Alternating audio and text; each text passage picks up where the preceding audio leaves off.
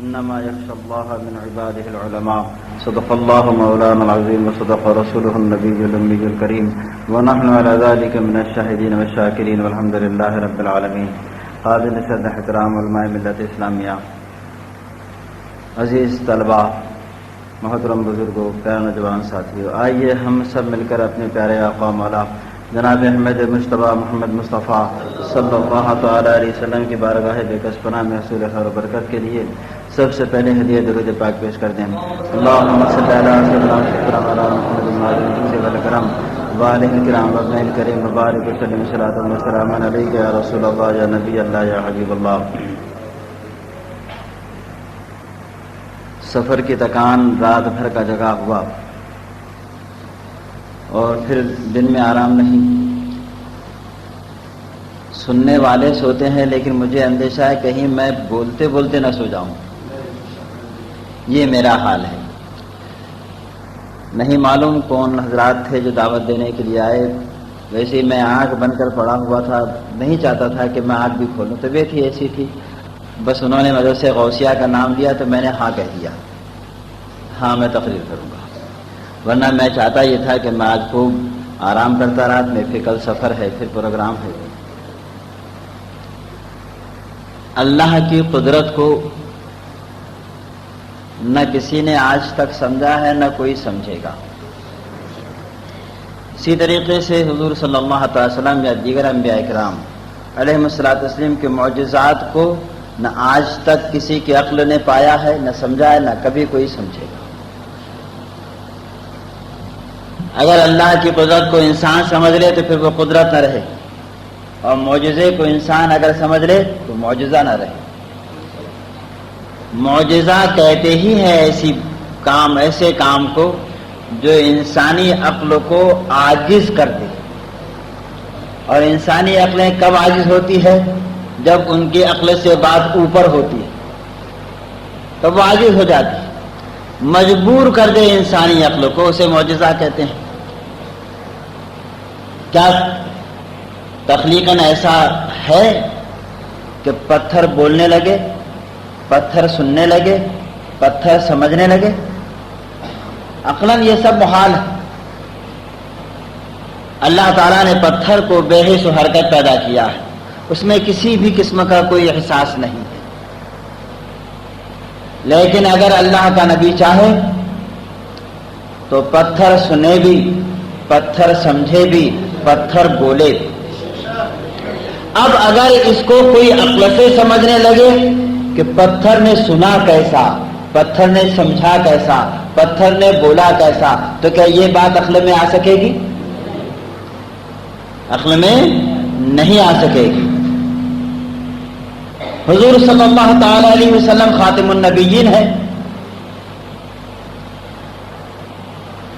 اور سرکار کا زمانہ نبوت انتہا کی صورت میں یہ عالم جب تک ہے تب تک ہے.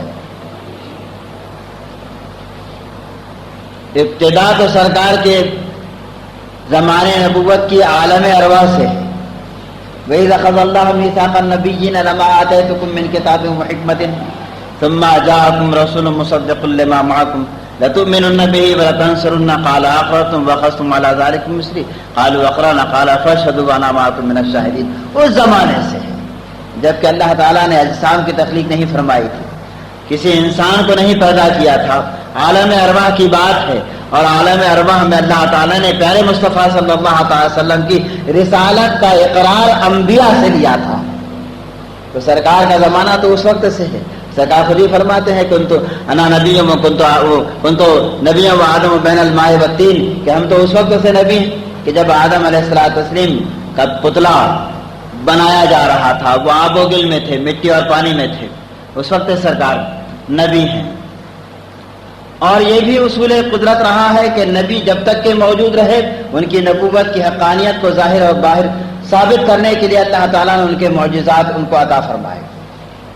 جب بھی کوئی منکر آئے ان کے مقابل تو وہ اپنے معجزے سے اس کو ساکت کر دیں، عاجز کر دیں، ماننے پر مجبور کر دیں. لیکن کسی نبی اور رسول کے کوئی معجزے کو اس لیے نہیں باقی رکھا گیا کہ ان کا زمانہ نبوت بھی ختم کر دیا گیا. جب زمانہ نبوت ختم ہو گیا تو ان کے معجزے کے بقا کی سوال ہی پیدا نہیں ہوتا، کیوں باقی رکھا جائے؟ جب نبی کی نبوت کا زمانہ ختم ہو گیا معجزہ بھی ختم۔ لیکن پیارے مصطفیٰ صلی اللہ تعالی علیہ وسلم قیامت تک کے لیے رسول ہیں۔ سرکار نے اگرچہ ہماری اپنی ظاہری آنکھوں سے پردہ فرما لیا ہے، لیکن ضرورت اس بات کی ہے کہ جب زمانہ رسالت موجود ہے تو نبی کا معجزہ بھی موجود رہنا چاہیے، نبی کا معجزہ بھی باقی رہنا چاہیے، اور یہی اصول قدرت رہا ہے۔ تو پھر آئے دیکھیں کہ پیارے مصطفیٰ صلی اللہ تعالی وسلم کے معجزات کیسے کیسے کہاں کہاں۔ ایک معجزہ تو ہمارے آپ کے گھروں میں ہے، درسگاہوں میں، مدارس میں ہے، قرآن پاک۔ قرآن پاک کیوں کر معجزہ، اس کی تفصیل بڑی لمبی ہے، ایک تقریر اس پر الگ سے ہو جائے گی۔ اور دوسرا معجزہ، اللہ اکبر، میں اپنی طرف سے نہیں کہہ رہا ہوں، میرا زمانے طالب علمی تھا جب میں جامعہ عربیہ ناگپور میں پڑھا کرتا تھا، مولانا عبد المصطفیٰ صاحب اعظمی قبلہ علیہ رحمت و رضوان مدعو کیے گئے تھے، تو حضرت نے اپنی تقریر کے دوران میں ایک بات بیان فرمائی تھی کہ جب میں حج کے لیے جانے لگا تو سرکار سیدی مفتی اعظم ہند علیہ رحمت و رضوان کی بارگاہ میں حاضر ہوا، اور جس وقت یہ بات وہ کہہ رہے تھے سرکار مفتی اعظم قبلہ بھی موجود تھے۔ مسجد کچھیان اتواری بازار ناگپور میں یہ پروگرام تھا۔ تو حضرت کی بارگاہ میں پہنچا تو حضرت سے میں نے کہا کہ حضور میں حرمین طیبین حاضری کا ارادہ کر رہا ہوں، تو وہاں کے علماء کے لیے تعارفی طور پر کچھ تحریر مجھ کو عطا فرما دیجیے۔ تو سرکار مفتی اعظم ہند علیہ رحمت و رضوان نے بہت مختصر تحریر دی تھی، اور کیا لکھ کر دیا تھا؟ ھذا العالم تلمیذ و تلمیذ امام احمد رضا، یہ عالم امام احمد رضا کے شاگرد کا شاگرد ہے۔ اتنا رقہ تھا۔ فرماتے ہیں کہ جب میں حرم شریف میں پہنچا، غالباً مولانا عبد القادر صاحب طرابلسی علیہ رحمت و رضوان کا نام لیا تھا، وہ حرم شریف میں درس حدیث دیا کرتے تھے، ان کی بارگاہ میں پہنچا۔ جب حضرت درس سے فارغ ہوئے، میں سرکار مفتی اعظم ہند علیہ رحمت و رضوان کا وہ چھوٹا سا رقہ، چھوٹی سی تحریر ان کی خدمت میں پیش کی۔ جیسے ہی اس تحریر کو پڑھا ہے فوراً اٹھ کر کھڑے ہوئے اور مجھ کو اپنے سینے سے لگایا، میری پیشانی کو بوسہ دیا، میرے ہاتھوں کو بوسہ دیا، میرے کندھوں کو بوسہ دیا، اور بوسوں کے ایسی بھرمار کہ میں تو پریشان ہو گیا۔ فرماتے ہیں میں پریشان ہو گیا، اور پھر جب بیٹھے ہیں تو امام احمد رضا فاضل بریلوی علیہ رحمت و رضوان کا تذکرہ نکل پڑا۔ حرمین فتاوی حسام الحرمین شریف میں ان کی سب سے آخر تصدیق ہے۔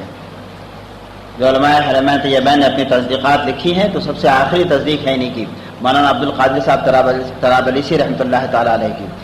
تو مولانا عبد القادر صاحب طرابلسی رحمۃ اللہ تعالی علیہ جو حرم شریف کے شیخ الحدیث ہیں، جاہل اگر کسی کی کوئی تعریف کرے تو اس کی تعریف کا کوئی اعتبار نہیں کیا جاتا۔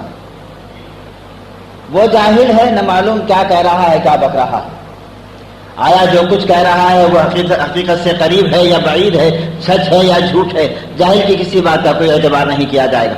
لیکن مولانا عبد القادر صاحب طرابلسی رحمۃ اللہ تعالی علیہ ان بزرگوں میں سے ہیں کہ جن کی بات کا اعتبار کیا جاتا ہے۔ وہ حرم شریف کے شیخ الحدیث ہیں، اعلیٰ حضرت فاضل بریلوی علیہ رحمت و رضوان کی زیارت کا شرف حاصل کیا ہے۔ فرماتے ہیں مولانا احمد رضا خان علیہ رحمت و رضوان، آیۃ من آیات اللہ و معجزات من معجزات رسول اللہ، وہ اللہ کی نشانیوں میں سے ایک نشانی ہے، اللہ کی قدرت کی نشانیوں میں سے ایک نشانی، اور پیارے مصطفیٰ صلی اللہ تعالی وسلم کے معجزات میں سے ایک معجزہ۔ اور امام احمد رضا فاضل بریلوی علیہ رحمت و رضوان۔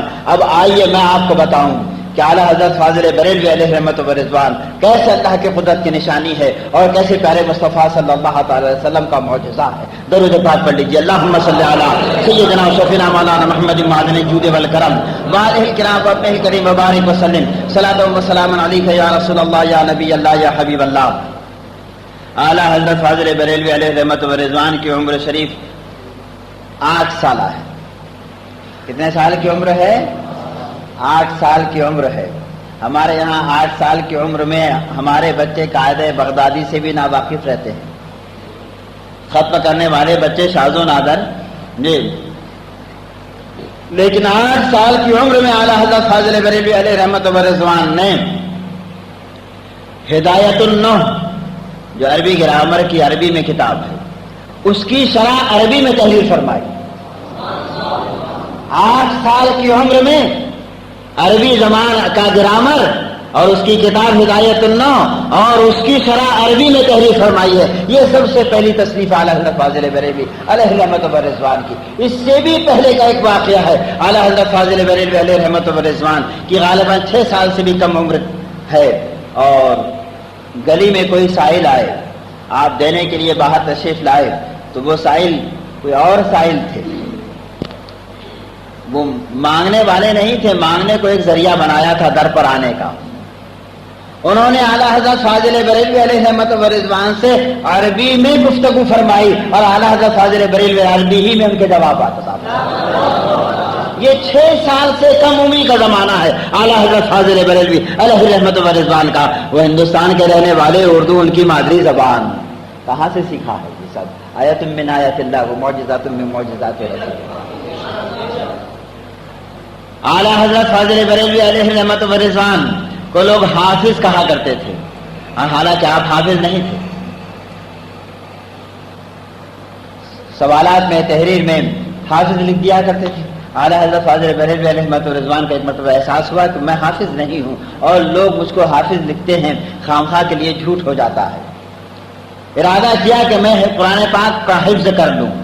ایک بہترین صحیح پڑھنے والے حافظ صاحب کو طلب کیا اور کہا کہ آپ روزانہ رات میں جب تمام ضروریات سے ہم فارغ ہو جائیں, سب لوگ چلے جائیں, تو ایک پارہ ہم کو سنا دیا کریں. وہ امام بنتے, اعلیٰ حضرت فاضل بریلوی علیہ رحمت و رضوان مقتدی بنتے. وہ 2 رکعات میں ایک پارہ اعلیٰ حضرت کو سنا دیتے اور پھر اعلیٰ حضرت امام بنتے اور وہ مقتدی, اور وہی سنا ہوا پارہ اعلیٰ حضرت پھر ان کو سناتے. جی یہ کیا ہے؟ آیت من آیات اللہ و معجزات من معجزات رسول اللہ. ایک مرتبہ کیا 10 مرتبہ صرف ہم اگر اپنا اردو کا کارڈ پوسٹ سے جایا ہوا ہے اگر اس کو پڑھیں تو وہ حفظ نہیں ہوتا. اور اعلیٰ حضرت فاضل بریلوی علیہ رحمت و رضوان ایک مرتبہ سن لے قرآن پاک حفظ ہو جائے, ایک مرتبہ سن لے قرآن پاک کے حافظ بن جائیں. ایک مرتبہ پیلی بھیت شریف میں اعلیٰ حضرت فاضل بریلوی کا تشریف لے جانا ہوا. محدث صورتی رحمۃ اللہ تعالی علیہ جو اعلیٰ حضرت کے ہم زمانہ ہے, ہم عصر ہیں, ویسے بزرگ نہیں ہے, بہت بڑے بزرگ ہیں. محدث صورتی رحمۃ اللہ تعالی علیہ بڑے بڑے اکابر علماء کے استاد ہیں. اعلیٰ حضرت سے بہت زیادہ بے تکلفی تھی اور ان کی مجلس میں بہت زیادہ اعلیٰ حضرت کا ذکر ہوا کرتا تھا. حضور محدث اعظم علیہ رحمت و رضوان, ہاشمی میاں مدنی میاں کے والد ماجد علیہ رحمت و رضوان, یہ محدث صورتی رحمۃ اللہ تعالی علیہ کے شاگرد ہیں. پوچھنے لگے ایک مرتبہ محدث صورتی رحمۃ اللہ تعالی علیہ سے کہ حضرت آپ حضرت مولانا فضل الرحمان صاحب گنج مراد آبادی رحمۃ اللہ تعالی علیہ کے مرید ہیں, آپ کے وہ پیر ہیں, لیکن آپ کی مجلس میں ہم نے شاذ و نادر کبھی آپ کے اپنے پیر کا ذکر سنا ہو, لیکن صبح شام اٹھتے بیٹھتے آپ بہت زیادہ طریقے آپ اعلیٰ حضرت فاضل بریلوی کا ذکر کرتے ہیں, آخر اس کی وجہ کیا ہے؟ تو فرماتے ہیں کہ میں مولانا فضل الرحمان صاحب گنج مراد آبادی کا مرید ہوا اس حیثیت سے کہ بھائی مرید ہوتے ہیں, مرید ہو گیا, مرید ہوتے ہیں, مرید ہو گیا. لیکن جب سے اعلیٰ حضرت فاضل بریلوی کی صحبت ملی ہے اس وقت سے معلوم ہوا کہ ایمان کسے کہتے ہیں, اور اعلیٰ حضرت فاضل بریلوی کی صحبت نے ایمان کامل اس طریقے سے عطا کیا ہے کہ اب ہمارے رگ و ریشے میں ایمان جم گیا ہے, رچ گیا, بس گیا.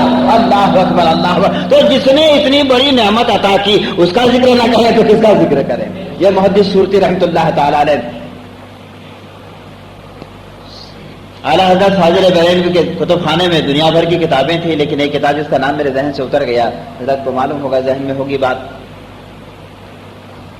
کہا کہ حضرت وہ فلاں کتاب ہمارے کتب خانے میں نہیں ہے, اگر آپ چلتے وقت ہمارے ہمراہ کر دیں تو نوازش ہوگی. محدث صورتی رحمۃ اللہ تعالیٰ نے فوراً کتاب لا کر حاضر کر دی.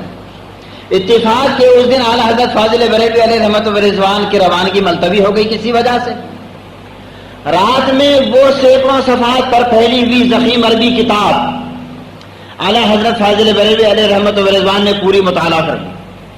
جب دوسرے دن روانگی کا وقت ہوا، محدث سورتی رحمۃ اللہ تعالیٰ علیہ وداع کرنے کے لیے آئے تو اعلیٰ حضرت فاضل بریلوی نے کتاب واپس کر دی. تو کہنے لگے حضور میں نے تو فوراً کوئی مطالبہ نہیں کیا، مانگی نہیں آپ سے کتاب، جی آپ اپنے ساتھ لے جائیے اور پھر مطالعے کے بعد آپ جب چاہیں واپس کر دیں. اعلیٰ حضرت فاضل بریلوی فرماتے ہیں کہ محدث صاحب میں نے رات کتاب کا مطالعہ کر لیا، رات کتاب کا مطالعہ کر لیا، زندگی بھر کے لیے اس کے مضامین سینے میں اب محفوظ ہو گئے، اور جب بھی چاہوں گا صفحہ سطر کے ساتھ اس کتاب کا حوالہ اپنے فتوے میں نقل کر دوں گا. اللہ اکبر. یہ سب کیا ہے؟ آیت من آیات اللہ و معجزات من معجزات رسول اللہ. محدث اعظم علیہ رحمت و رضوان فرمایا کرتے تھے کہ یہ بات میں نے کسی اور کے منہ سے نہیں، محدث صاحب قبلہ کے منہ سے سنی ہے. ہاں اعلیٰ حضرت کا یوم اعلیٰ حضرت اس وقت بھی ناگپور میں منایا گیا تھا. حضور سرکار مفتی اعظم قبلہ کی صدارت تھی اور مقرر خصوصی محدث اعظم علیہ رحمت و رضوان تھے. خطبہ صدارت ان کا ہی تھا، انہوں نے ہی دیا تھا، وہ خطبہ صدارت بھی چھپ چکا ہے.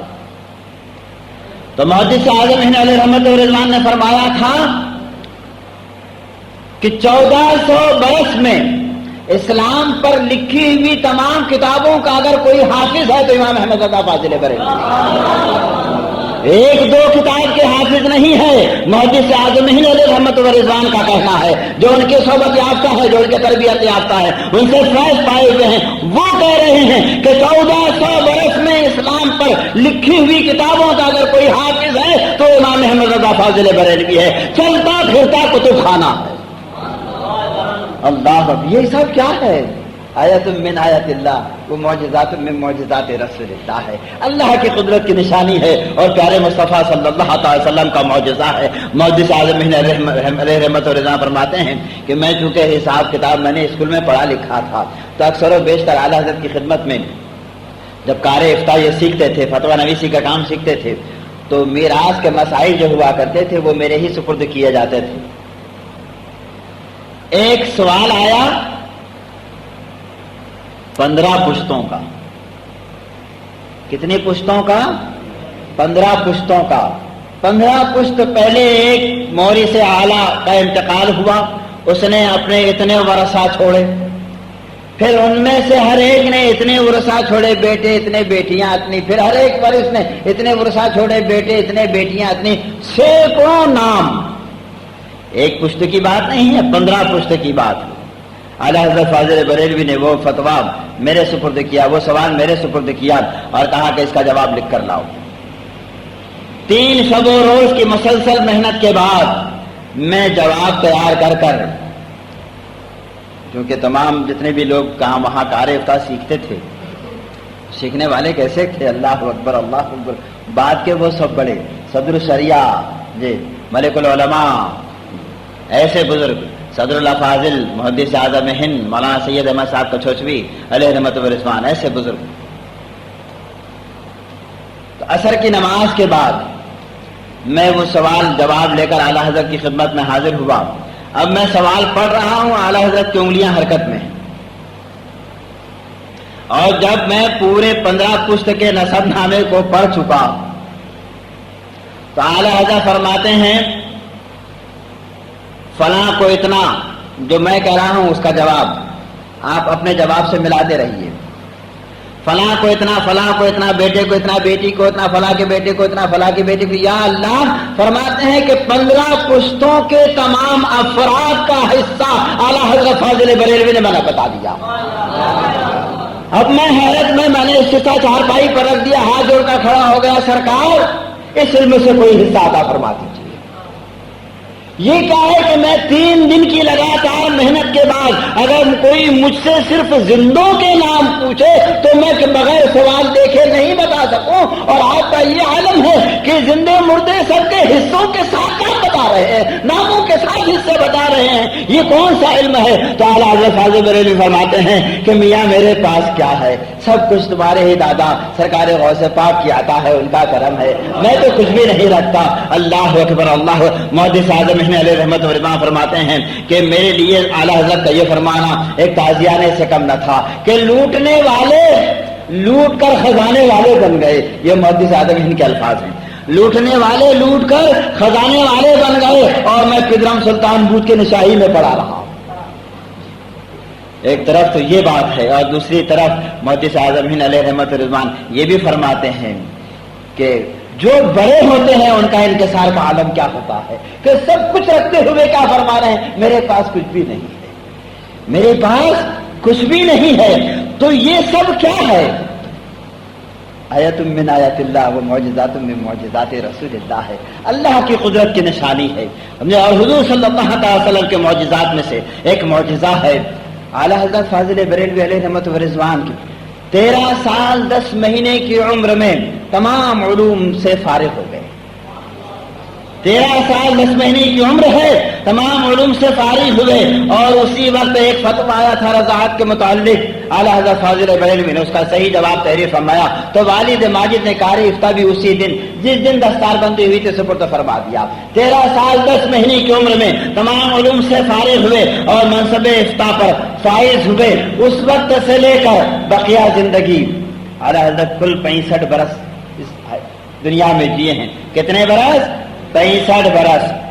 پیدائش سے لے کر وصال تک اگر زندگی پر آپ کی تصانیف کے صفحات کو تقسیم کیا جائے تو روزانہ غالباً 33 صفحہ یومیہ پڑھتا ہے.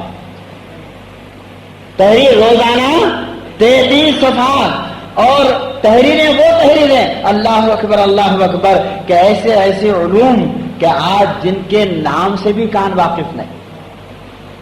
وہ ان علوم کے جاننے والے تو درکنار, بہت دور کی بات رہی, اب ان علوم کے نام سے بھی لوگ واقف نہیں ہے. ایسے ایسے علوم و فنون کو اعلیٰ حضرت فاضل بریلوی نے جو مردہ ہو چکے تھے زندہ فرمایا. 50 سے زائد علوم کے ماہر اعلیٰ حضرت فاضل بریلوی. اور فتاوی رضویہ شریف دنیا جانتی ہے, ہزاروں ہزار صفحات پر پھیلی ہوئی ایک تصنیف.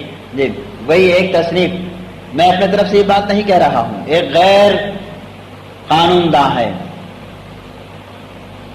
جسٹس آنند نارائن ملا, یہ الہ آباد ہائی کورٹ کا ریٹائرڈ چیف جج, یہ مسلم پرسنل لا کا مصنف بھی ہے, اسی کا لکھا ہوا مسلم لا آج کورٹوں میں چلتا ہے.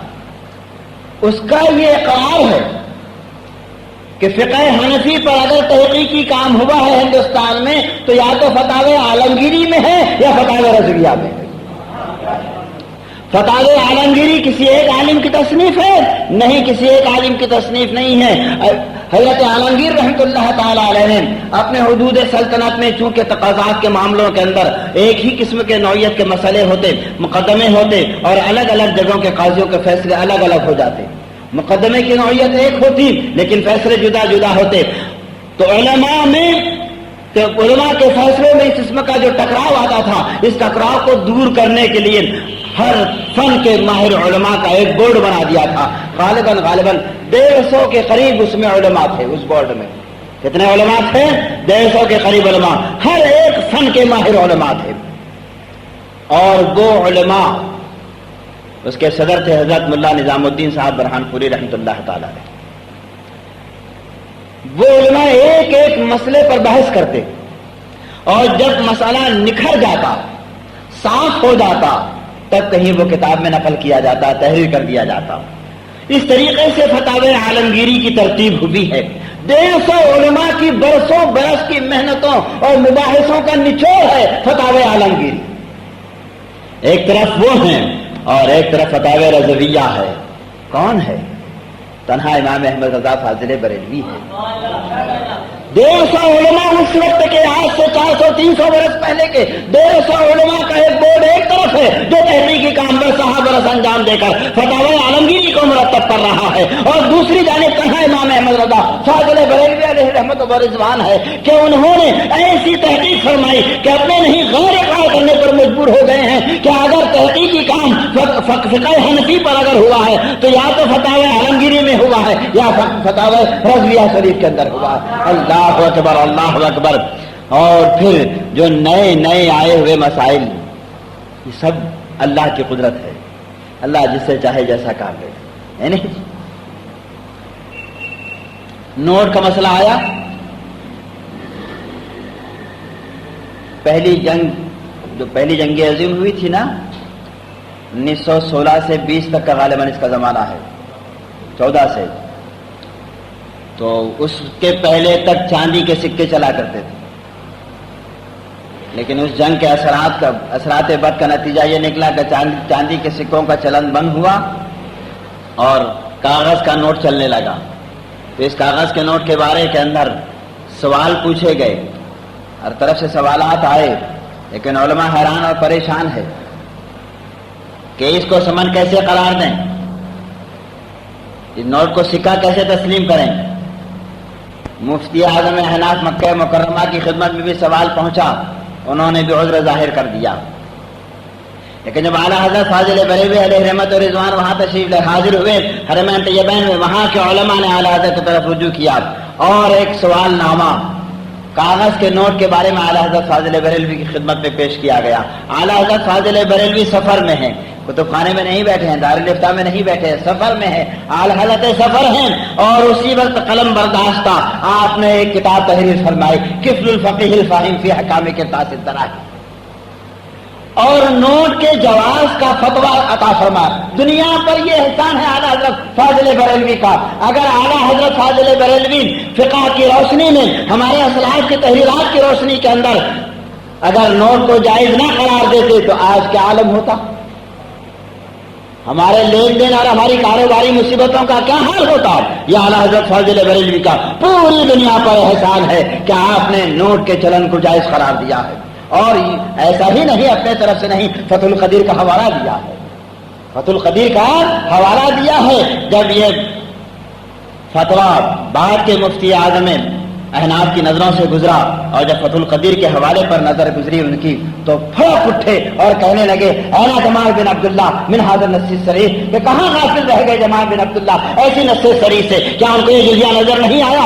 اللہ اکبر، یہ سب کیا ہے؟ آیات من آیات اللہ و معجزات من معجزات رسول اللہ ہے، یہ اللہ کی قدرت کی نشانی ہے اور حضور صلی اللہ علیہ وسلم کے معجزات میں سے ایک معجزہ ہے۔ جیسے ابھی ہمارے بھائی نے ذکر کیا اپنی تقریر کے اندر، دیکھو ہم آج سب مرید ہوتے ہیں، نہیں ہوتے ہیں، ہونا بھی چاہیے، یہ سنت متوارثہ ہے، جو صحیح بزرگ ہیں ان سے ضرور مرید بنو، کس کے بنو؟ جو صحیح ہیں ان کے بنو، جو غلط ہیں ان کے مت بنو، ہم کسی کا نام نہیں لیتے، اس سلسلے میں بنو، اس سلسلے میں بنو، جتنے سلاسل شریعت طریقات ہیں وہ سب اپنی جگہ پر حق اور درست ہیں، صحیح ہیں، لیکن ہم مرید بنتے ہیں اپنی عاقبت درست کرنے کے لیے، ہم مرید بنتے ہیں اپنی عاقبت درست کرنے کے لیے، آخرت کی فکر کو ختم کرنے کے لیے، کسی اللہ والے کے دامن سے وابستہ ہو جائیں گے تو آخرت میں بیڑا پار ہو جائے گا۔ ایک مرتبہ بات آئی تو عرض کر رہا ہوں کہ پیر جماعت علی شاہ صاحب محدث علی پوری رحمۃ اللہ تعالی علیہ، یہ تقسیم ہند پاک کے پہلے کے بزرگوں میں سے ہے، اور حضرت شاہ علی حسین صاحب اشرفی میاں قبلہ رحمۃ اللہ تعالی علیہ، یہ دونوں بزرگ ایک مجلس میں موجود تھے۔ شاہ علی حسین صاحب قبلہ رحمۃ اللہ تعالی علیہ یہ کون ہیں؟ سید مختار اشرف صاحب جو کچھور شریف سے یہاں تشریف لاتے ہیں نا، ان کے دادا جان، ان کے والد سید احمد اشرف جو اعلیٰ حضرت کے مرید اور اعلیٰ حضرت کے خلیفہ اور شاگرد، اور ان کے والد حضرت اشرفی میاں صاحب قبلہ شاہ علی حسین صاحب قبلہ رحمۃ اللہ تعالی علیہ، ہم شبیہ غوث پاک، یہ دونوں بزرگ ایک مجلس میں بیٹھے ہوئے تھے۔ اب بزرگوں میں مزاح آپس میں ہوا کرتا ہے، تو حضرت اشرفی میاں صاحب قبلہ رحمۃ اللہ تعالی علیہ پوچھنے لگے پیر جماعت علی شاہ صاحب سے کہ حضرت کتنے مرید ہیں؟ کہنے لگے رجسٹر دیکھ کر بتائیں گے کتنے مرید ہیں۔ ان کے بہت سارے مرید تھے، پنجاب کے مشہور بزرگ تھے۔ تو شاہ علی حسین صاحب قبلہ فرمانے لگے کہ میدان محشر میں حضرت رجسٹر لے کر جائیں گے؟ تو کہا آپ بتائیے آپ کے کتنے مرید ہیں؟ کہا 40 لاکھ مرید ہے۔ کیسے آپ کو معلوم کہ 40 لاکھ؟ ارے معلوم کیا مانا، جو عبا کا دامن اٹھایا 40 لاکھ دکھا دیے۔ کہا اسی طریقے سے اپنے دامن میں چھپا کر جنت میں لے کر چلا جاؤں گا۔ اللہ اکبر، اللہ اکبر۔ جی ہم بات یہ عرض کرنا چاہتے ہیں کہ مرید ہم بنتے ہیں کاہے کے لیے؟ اپنی عقبا کو سنوارنے کے لیے، اپنی آخرت میں کامیابی حاصل کرنے کے لیے ہم مرید بنا کرتے ہیں۔ اللہ اکبر، اللہ اکبر۔ اعلیٰ حضرت فاضل بریلوی علیہ رحمت و رضوان یہ بھی مرید ہوئے ہیں۔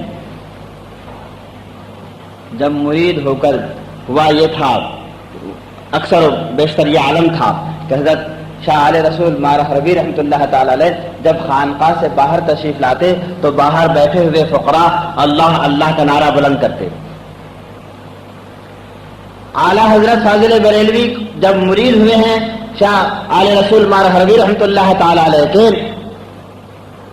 نامعلوم پیر نے کیا عطا کیا، کچھ دیر کے لیے اعلیٰ حضرت فاضل بریلوی علیہ رحمت و رضوان فنا فی الشیخ کی منزل پر ایسے فائل ہو کر دیے گئے تھے کہ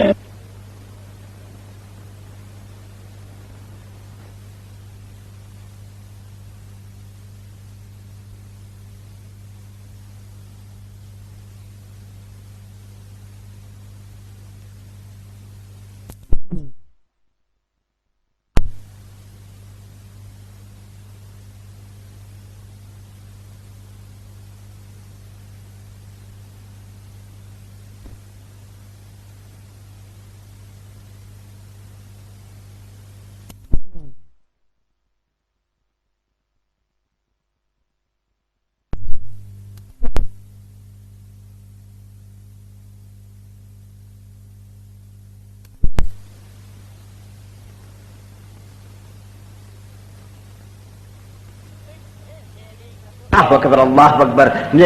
تو شاہ علیہ رسول مارہ حربی رحمۃ اللہ تعالی علیہ فرماتے ہیں کہ اب تک بڑا پریشان تھا کہ اگر میدان محشر میں اللہ تعالیٰ مجھ سے یہ پوچھے گا کہ دنیا میں سے تو ہمارے لیے کیا لایا، اب پریشانی دور ہو گئی، اب پریشانی دور ہو گئی. اب اگر اللہ تعالیٰ مجھ سے یہ پوچھے گا کہ علیہ رسول دنیا سے تو ہمارے لیے کیا لایا، تو میں احمد رضا کا ہاتھ پیش کر دوں گا بارگاہ خدا بندی میں، میں احمد رضا کو لایا مولا رب العزت. اللہ اکبر اللہ اکبر. ہم مرید ہوتے ہیں اپنی پریشانی کو دور کرنے کے لیے، اور اعلیٰ حضرت فاضل بریلوی علیہ رحمت و رضوان مرید ہوئے تو پیر کی پریشانی دور ہو گئی. اللہ اکبر اللہ اکبر. یہ اعلیٰ حضرت فاضل بریلوی علیہ رحمت و رضوان جبل پور میں حاضر تشریف لے گئے تھے. عید الاسلام مولانا عبدالسلام صاحب جبل پوری رحمۃ اللہ تعالی علیہ جو اعلیٰ حضرت کے خلیفہ ہیں، بڑی منتوں اور سماجتوں کے بعد اعلیٰ حضرت کہیں باہر تشریف نہیں لے جاتے تھے، بہت کم، شاذ و نادر. عرصے تک جبل پور میں قیام رہا. ایک دن اعلیٰ حضرت فاضل بریلوی کا دریائے رحمت جوش میں آیا. مولانا عبدالسلام صاحب جبل پوری رحمۃ اللہ تعالی علیہ کے گھر کی تمام چھوٹی چھوٹی بچیوں کو جمع فرمایا. تمام چھوٹی چھوٹی بچیاں سب جمع ہو گئی تو قلمدان پر اپنا رومال ڈالا، ایک ہاتھ قلمدان میں ہے، ایک ہاتھ قلمدان کے اوپر ہے، اور ایک ایک بچی سے پوچھتے تھے تم کو کون سا زیور پسند ہے،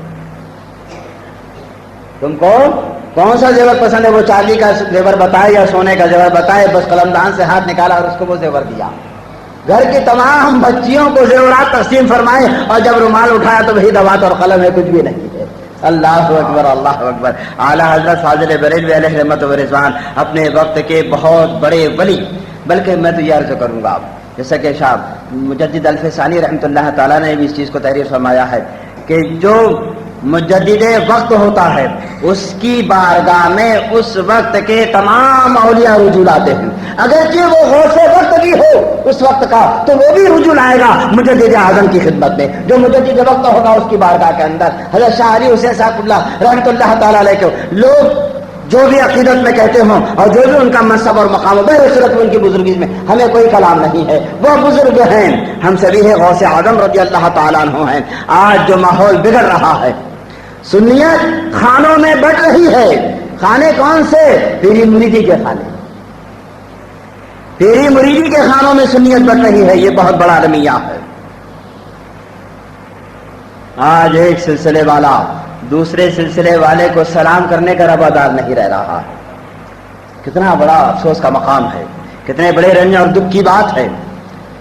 اس وقت کو دیکھو جب شاہ علی حسین صاحب قبلہ رحمۃ اللہ تعالی علیہ جو ہم سبھی ہے غوث اعظم ہے، کچھو شاہ کے مسلمہ بزرگ ہیں، ان کے اور اعلیٰ حضرت فاضل بریلوی کے کیسے تعلقات ہیں. اعلیٰ حضرت فاضل بریلوی علیہ رحمت و رضوان کی خدمت میں اپنے نور نظر سید احمد اشرف کو بھیجتے ہیں کہ ان کی تربیت فرمائیے. اپنے نواز سے محدث اعظم ہند کو بھیجتے ہیں کہ حضور ان کی تربیت فرمائیے. اپنے دونوں نفس جگر کو بھیج رہے ہیں کہ ان کی بارگاہ میں، اعلیٰ حضرت فاضل بریلوی کی بارگاہ کے اندر. کہے کے لیے؟ تربیت کے لیے۔ سرکار ان پر خاص نظر کرم فرمائیے، ان کی تربیت فرمائیے، ان کو قارئ افتاح سکھائیے، ان کو دینی علوم و فنون عطا کیجیے۔ اگر ان کے آپس میں قدرتیں ہوتی معاذ اللہ ثم معاذ اللہ تو اپنے بیٹوں کو اعلی حضرت کی خدمت میں بھیجتے؟ ہاں، اپنے بیٹوں کو تربیت کے لیے اعلی حضرت کی خدمت میں بھیجا جاتا؟ واللہ العظیم کبھی نہیں ہے ایسا، کبھی نہ ہوا ہے نہ ہوتا۔ میرے دوستو، آج مسلک اعلی حضرت کے نام سے لوگوں کو چل لگ رہا ہے۔ ہاں، لوگ اس لفظ کو برداشت کرنے کے لیے تیار نہیں ہو رہے ہیں، لیکن یہ کب ہونے لگا ہے؟ جب سے اکابرین نے آنکھیں بند کر لی ہے، جب سے وہ دنیا سے تشریف لے گئے تو ان چھوٹوں کو زکام ہو گیا۔ تھی کسی کی مجال جو محدث اعظم ہند کے سامنے ایسی بات کرتا؟ تھی کسی کی مجال جو صدر الافاضل کے سامنے ایسی بات کرتا؟ تھی کسی کی مجال جو صدر الشیعہ کے سامنے ایسی گفتگو کرتا؟ ہے کوئی ایسا جو حضرت شیخ بحث سنت کے سامنے ایسی بات کرنے کی ہمت کرتا؟ تھا کوئی ایسا جو برہان ملت کے سامنے ایسی بات کرتا؟ یہ سب بزرگ تشریف لے گئے، اب میدان خالی ہوا تو اب چھوٹوں کو بھی بڑے پن کی ہوس چل رہی ہے۔ کاہے پر حملے ہو رہے ہیں؟ مسلک اعلی حضرت پر، معاذ اللہ استغفر اللہ، وہ مسلک جو آج حق کی علامت ہے، جو حق کی پہچان ہے۔ میرے دوستو، مسلک اعلی حضرت کا مطلب یہ نہیں ہے کہ کوئی نیا طریقہ ہے، یہ کوئی نیا مذہب ہے، یہ کوئی نیا مسلک ہے۔ واللہ العظیم نہ ایسا کبھی تھا نہ ایسا کبھی ہوگا۔ مسلک اعلی حضرت وہی طریقہ ہے، وہی مسلک ہے، وہی مذہب ہے جو اسلاف سے آج تک چلا آیا ہے۔ لیکن ہر زمانے میں مسلک کو ذاتوں سے پہچانا گیا ہے، مسلک کو ہمیشہ ذاتوں سے پہچانا گیا ہے۔ جب میدان کربلا میں معرکہ آرائی کی نوبت پہنچی، دونوں طرف کون تھے؟ کلمہ پڑھنے والے ہی تو تھے نا، نمازیں پڑھنے والے ہی تو تھے نا۔ اذانیں دی جا رہی تھی کہ نہیں دی جا رہی تھی؟ نمازیں با جماعت پڑھی جا رہی تھی کہ نہیں پڑھی جا رہی تھی؟ یہاں بھی اذانیں ہیں، وہاں بھی اذانیں ہیں، یہاں بھی نمازیں ہیں، وہاں بھی نمازیں ہیں، یہاں بھی قرآن کی تلاوت ہے، وہاں بھی قرآن کی تلاوت ہے۔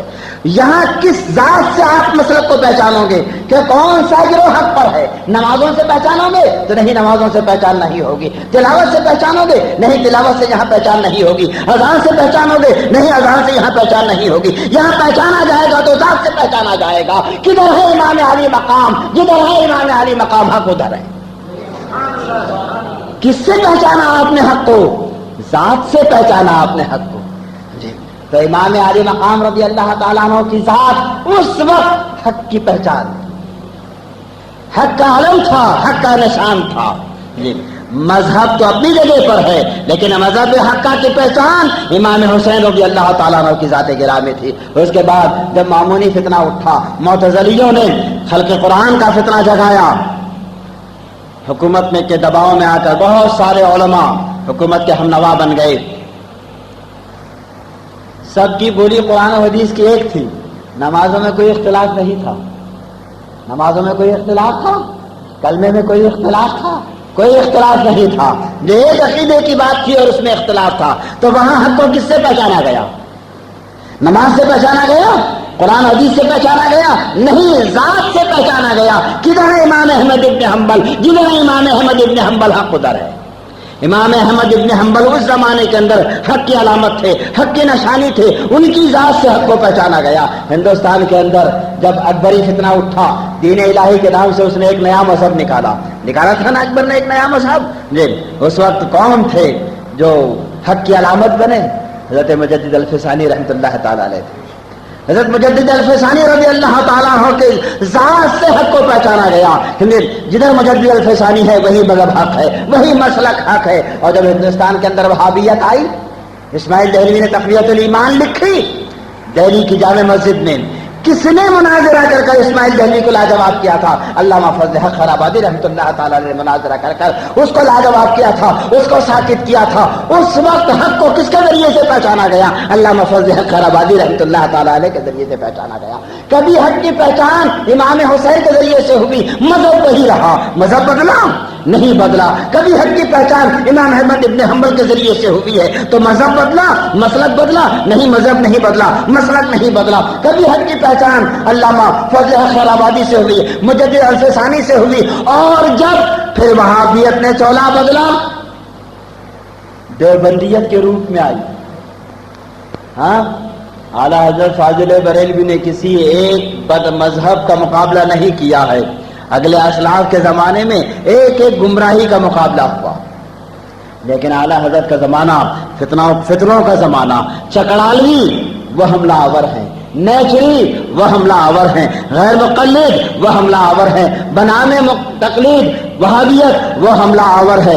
مختلف فرقے ہیں، مختلف باطل جماعتیں ہیں، اور وہ سب حملہ آور ہیں. کس پر حملہ آور ہیں؟ اہل سنت پر حملہ آور ہیں.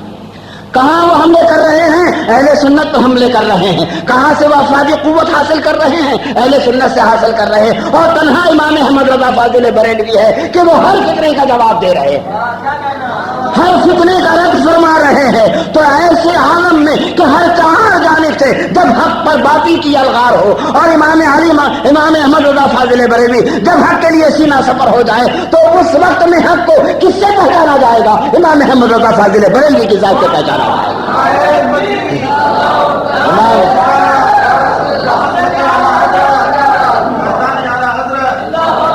اعلیٰ حضرت نے کوئی نیا مسلک نہیں ایجاد کیا، کوئی نیا مذہب نہیں ایجاد کیا، بلکہ اسلاف سے آئے ہوئے مذہب کی حفاظت فرمائی، اس کی صیانت فرمائی، اور باطل کا منہ توڑ جواب دیا. اور ایسا جواب دیا کہ باطل آج بھی تڑپ رہا ہے، آج بھی تڑپ رہا ہے. ارے وہابی نجدی جو ہیں یہ بریلوی ہی کے نام سے کیوں چڑھتے ہیں جی؟ بریلوی میں عرس ہوتا ہے اس لیے چڑھتے ہیں کیا؟ بریلی میں خانقاہ اس لیے چڑھتے ہیں؟ تو خانقاہ دنیا بھر میں پھیلی ہوئی ہے، خانقاہیں تو دنیا بھر میں پھیلی ہوئی ہے. سعودی عرب کو چھوڑ دیجئے تو جتنے بھی اسلامی ممالک ہیں وہاں آپ ہر جگہ خانقاہ پائیں گے، ہر جگہ عالی شان گنبد ہے، ہر جگہ بزرگان دین اور اولیاء امت کے مزارات مقدسہ ہیں، دینی درسگاہیں ہیں، سب ہے. لیکن نزدیک کس کا مخالف نہیں، نزدیک کسی کا مخالف نہیں ہے، صرف بریلیت کا مخالف ہے. اعلیٰ حضرت فاضل بریلوی کا مخالف ہے، امام احمد رضا فاضل بریلوی کا مخالف ہے. کیوں مخالف ہے؟ تو خانقاہ کی وجہ سے مخالف نہیں ہے، مراسم اہل سنت کی وجہ سے مخالف نہیں ہے. وہ جانتے ہیں اس چیز کو کہ دنیا کی ہر خانقاہ میں صرف رسم ہے، رسم، صرف مراسم ہے، مراسم. لیکن اعلیٰ حضرت فاضل بریلوی علیہ رحمت و رضوان نے ان مراسم اہل سنت کو دلائل کی ضمانت عطا فرما دی ہے، دلائل کی قوت عطا کر دی ہے. بریلی کو زیر کر لو، ہر جگہ زیر ہو جائے گا.